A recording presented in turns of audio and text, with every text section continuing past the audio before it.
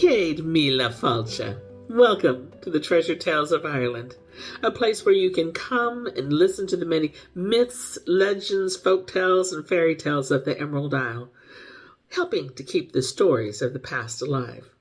My name is MyLinda Butterworth, and I will be your teller of tales.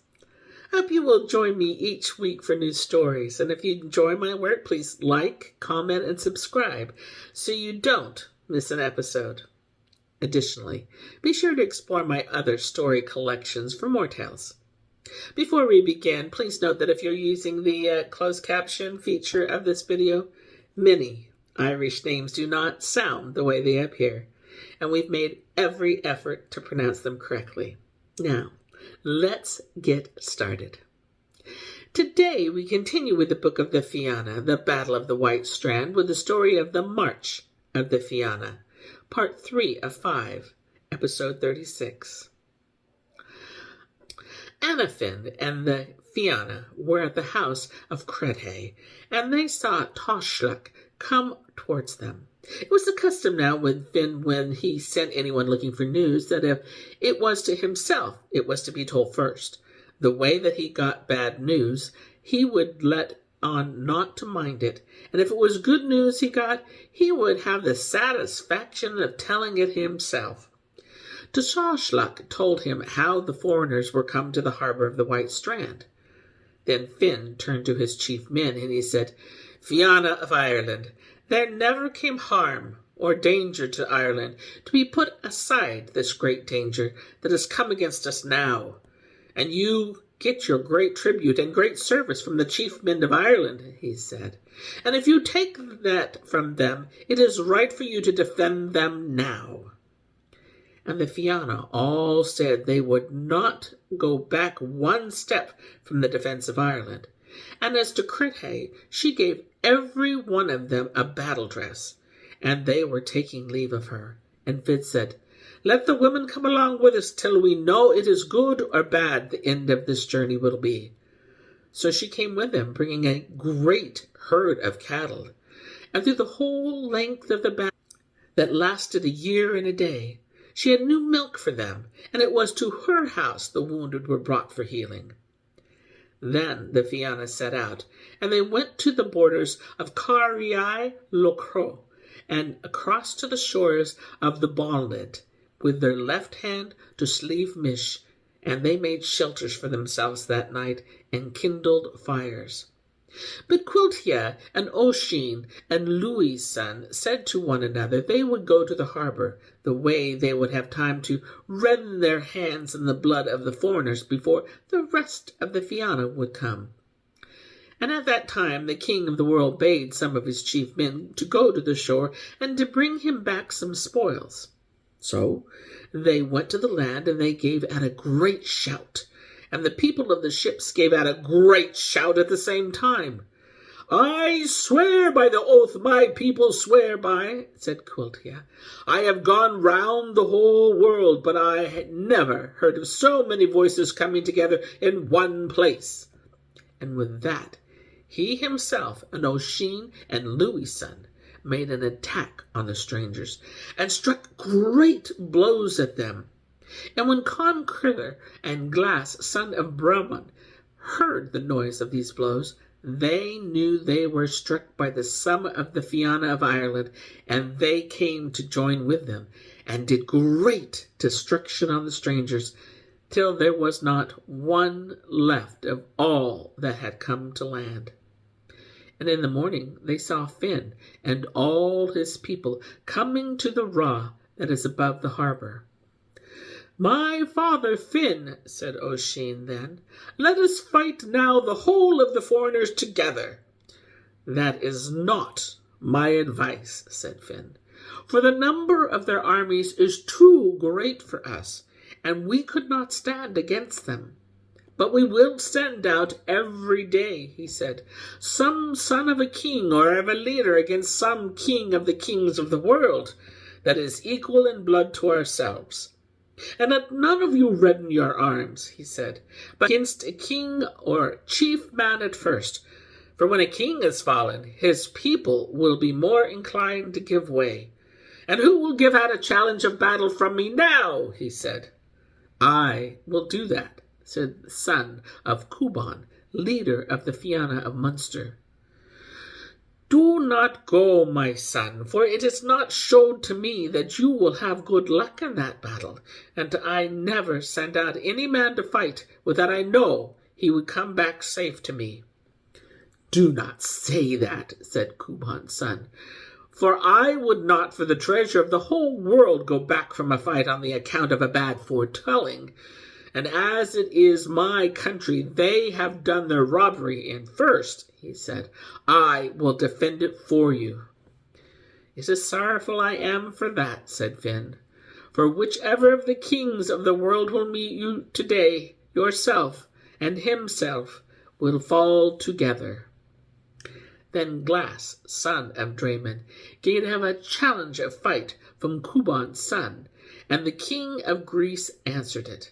And the two fought hand to hand, and the king of Greece made a great cast of his thick spear at Cuban's son, and they went through his body and broke his back in two. But he did not take that blow as a gift, but he paid for it with strong cast of his own golden spear that went through the ringed armor of the king of Greece. And these two fell together, soul to soul, lip to lip. There is grief on me, Cuban's son, to have fallen, said Finn. For no one went from his house unsatisfied, and a man that I would not keep, or the High King of Ireland would not keep for a week, if he would keep him in his house through the length of a year. And let Philemon his son be called to me now, he said, and I will give him his father's name and place. They stopped there till the next morning. Who will go and fight today? Said Finn then. I will do that, said Gorv, son of the king of Alban, and of the daughter of Gull, son of Morna. So he put on his battle dress, and there came against him the 3 kings from the rising of the sun in the east, their 3 battalions with them. And Gull rushed among their men, and the wounded and maimed, and destroyed them, and blinded their eyes forever, so that their wits went from them, and they called to him to stop his deadly sword for a while. So he did that. And it is what they agreed to take their 3 kings, and to give them over to Gull, that he might stop doing destruction with his sword. Who will go out and fight today? Said Finn on the morning of the morrow.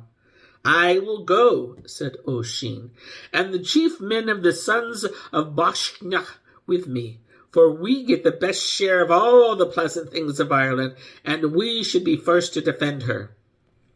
I will answer that challenge, said the king of France, for it is against Finn I am come to Ireland, on account of my wife, that he brought away from me, and these men will fall by me now, he said. And Finn himself at the last, for when the branches of a tree are cut off, it is not hard to cut the tree down itself.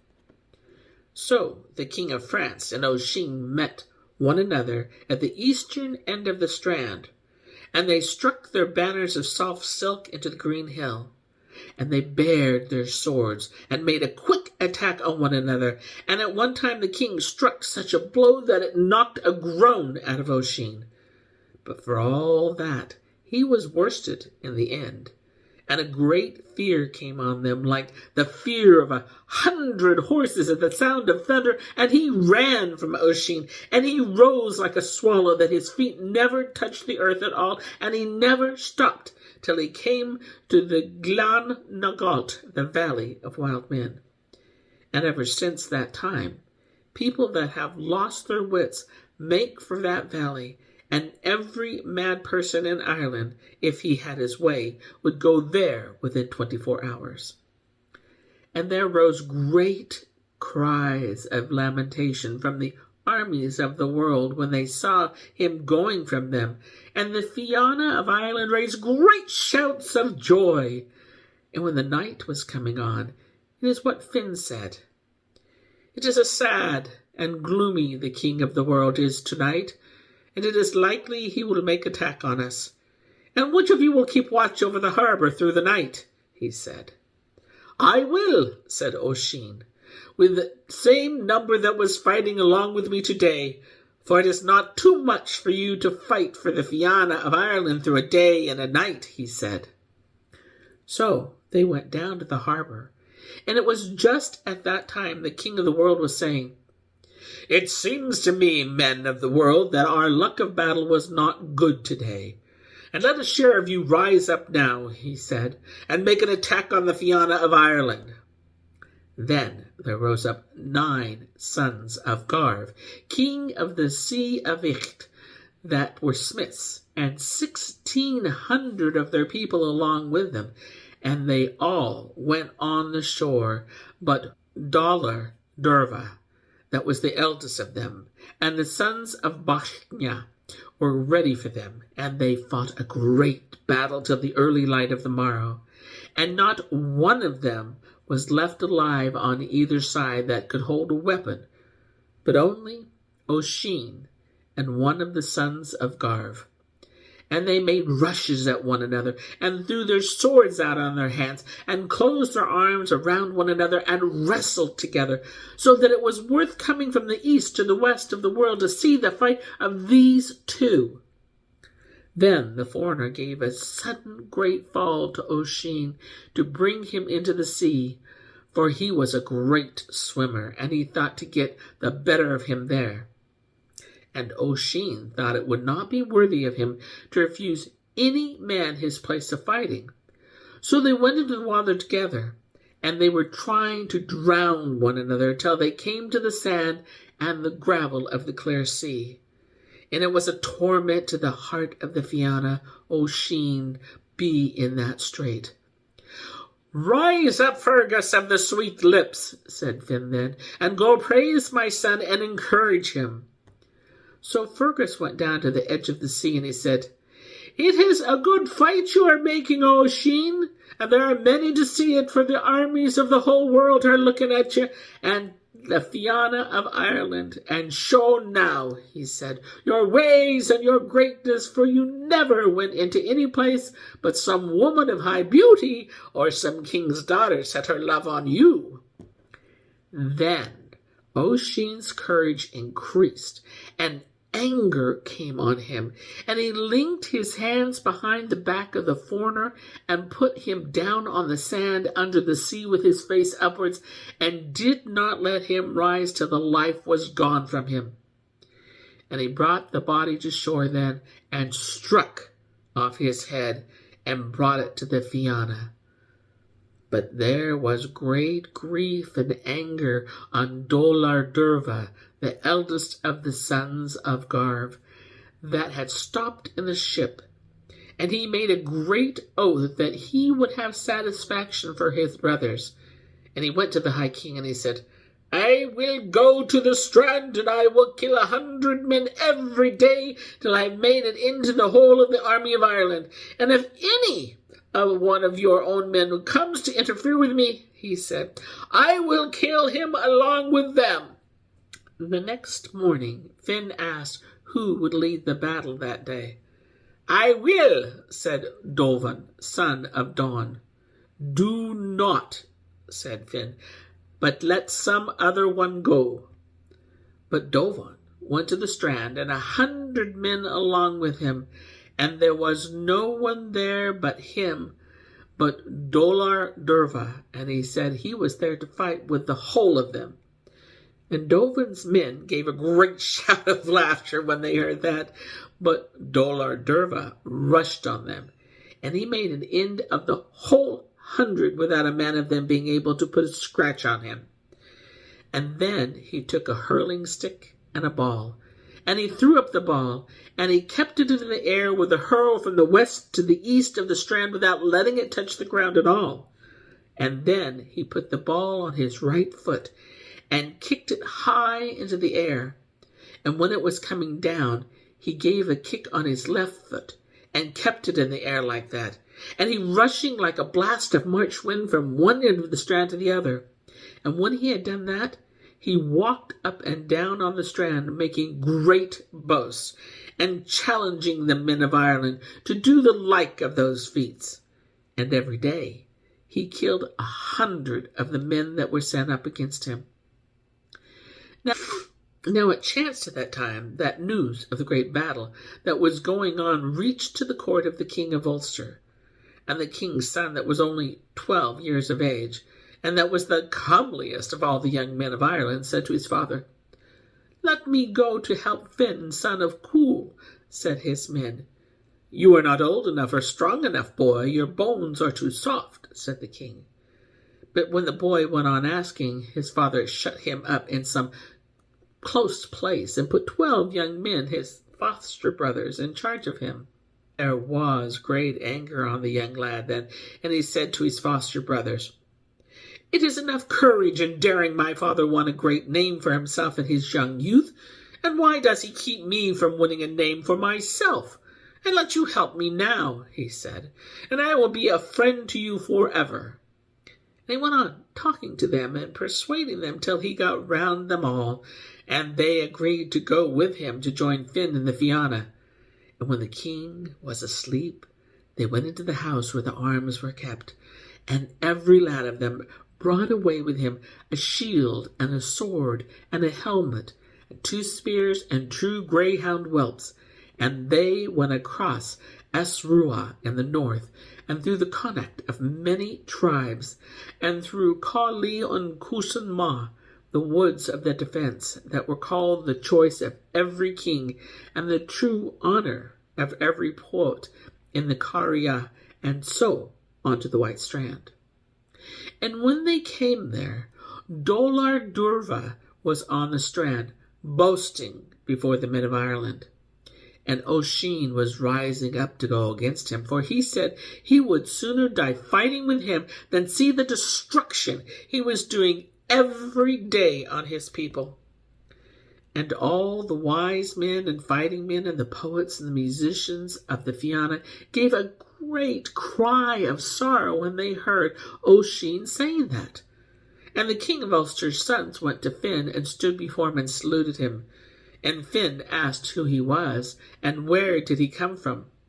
"I am the son of the king of Ulster," he said, "and I am come here myself, and my 12 foster brothers, to give you what help we can." "I give you a welcome," said Finn. Just then they heard the voice of Dolar Durba, very loud and boastful. "Who is that I hear?" said the king's son. "It is a man of the foreigners, asking for 100 of my men to go and meet him," said Finn. Now, when the 12 foster brothers heard that, they said no word, but went down to the strand, unknown to the king's son and to Finn. "You are not a grown man," said Conan, "and neither yourself or your comrades are fit to face any fighting men at all." "I never saw the Fianna of Ireland till this day," said the young lad, "but I knew that you are Conan Moyle, and that never says a good word of any man. You will see now," he said, "if I am in dread of that man on the sand, or of any man in the world, for I will go out against him by myself." But Finn kept him back and was talking with him. But then Conan began again, and he said, "It is many men Dolar Durba has made an end of, and there was not a man of all those that could have killed 100 of the like of you every day." When the king's son heard that, there was great anger on him, and he leaped up, and just then Dolar Durba gave a great shout on the strand. "What is he giving that shout for?" said the king's son. "He is shouting for more men to come against him," said Conan, "for he is just about killing your 12 comrades." "That is a sorrowful story," said the king's son.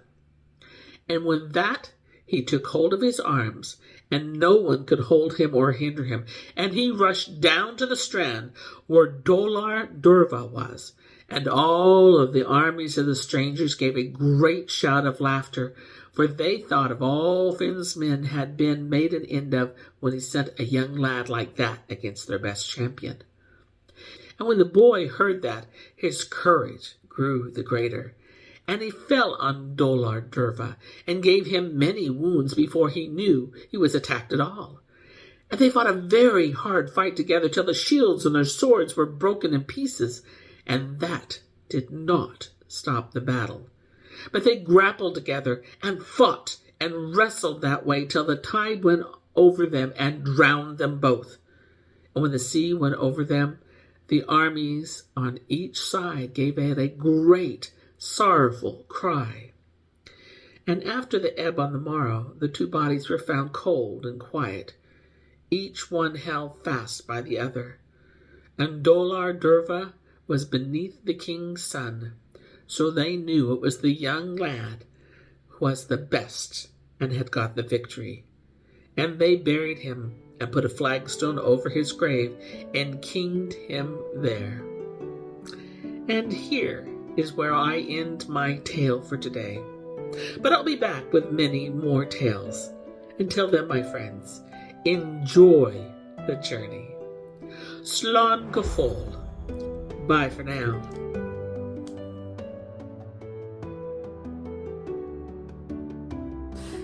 If you enjoyed this story, please give us a thumbs up and comment. It truly helps us.